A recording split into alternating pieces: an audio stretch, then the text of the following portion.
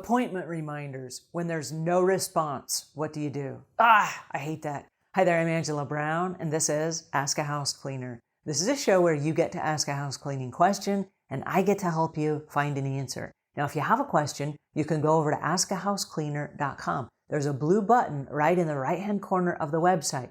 You click on that button and a microphone appears. You just start talking like you're leaving me a voicemail message, and it brings it to me here at the show. Then I can personally answer your questions. All right, on to today's question. This is an interesting topic that comes up again and again in the private Facebook groups with lots of cleaning business owners. Here's the problem. They have appointments for house cleaning. So they contact the customer and the customer says, yes, come over. Then they send a text reminder just to say, hey, it's been a couple weeks since we talked. I wanted to let you know I'm still coming over tomorrow. Is that cool? And they get no response. So what do? Do you show up? Or do you not show up, or what happens? And if they don't confirm and you get to their house and you're locked out of your house, well, then you've wasted your time in the drive over there. You're already in your uniform. You can't sell the time to someone else. So what do? It's kind of this weird, how do we contact our customers if they don't respond? There are different ways of handling this situation, but I'd like to share with you a story that was submitted inside our Facebook group by Diana Liu, and I'm sharing this with her permission.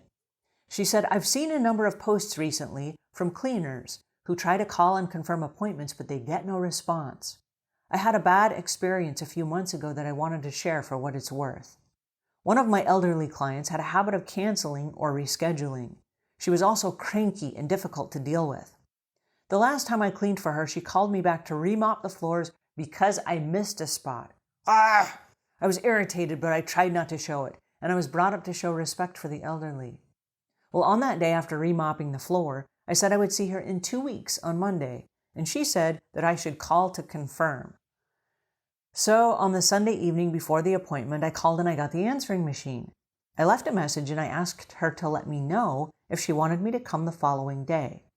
When I hadn't heard from her on Monday morning, I texted her, which she was accustomed to, but she did not reply back. So on that Monday morning, when I should have been cleaning her house, I had to drive by her house on the way somewhere else. I noticed her car was in the driveway and her front door was slightly open, which she often did when she took her little dog outside.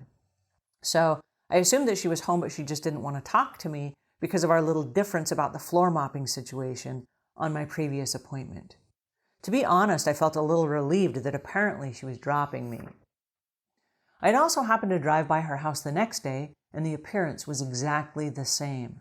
Now I definitely felt irritated. I seen that she was snubbing me without an explanation. Well, the next time I drove by, her car was gone, and the door was closed. Several weeks went by, and I drove past her house several times on my way somewhere else. And each time I never saw her car, but it looked like the lawn needed maintenance. Finally, one day, I saw the car in the driveway and some people coming out of the house. I decided to stop and see if my client had been on a trip. The people coming out of her house were her son and his wife, whom I'd never met. The son told me that his mother had fallen in the house and had lain on the floor for several days, and she'd slipped into a coma before a neighbor found that the door had been ajar and went over to see what was going on. The son told me that they were just getting ready to transfer her to a long care term facility because she'd remained in a coma with no sign of improvement. The very next day, my former client died. Fellow cleaners, do not let this happen to you. I promised myself that I would never again ignore a sudden lack of communication from an elderly client, and I've let all of my clients know this policy. If you don't hear from clients to confirm, take a moment to knock on the door and see if they're okay. If anything seems amiss, call someone to do a welfare check. Your consideration could save a life.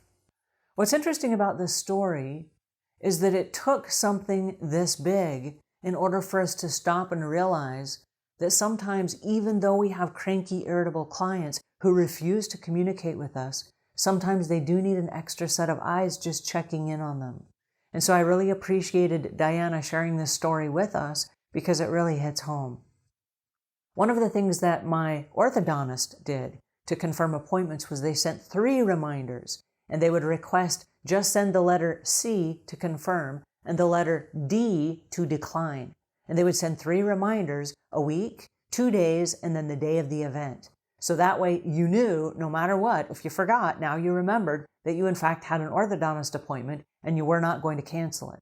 Well, the cool thing is every time I showed up, the waiting room was full of people because everybody remembered to come to their appointments because there were multiple reminders. Now, there are lots of softwares on the market now that can send reminders for you. But I like this specific approach where if you don't hear something back, that you drop by anyway, that you drop by just to check in and make sure that things are okay. Now, in my company, we always did a reverse reminder. We'd send them a reminder and say, hey, we're coming tomorrow. If anything comes up and you have to cancel on us, please let us know. Otherwise, we'll be at your house at whatever the time was.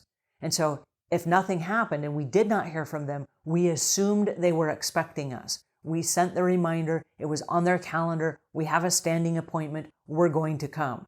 And so we came anyway, in spite of the fact that we had not heard from our customers, because lots of customers get busy and they don't respond.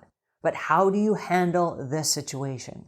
I loved the story from Diana, where she gave an extra step, and she recommends dropping by if for some reason you don't hear back from an elderly account. All right, I'm very sad that this happened, but I'm really glad that we learned this lesson.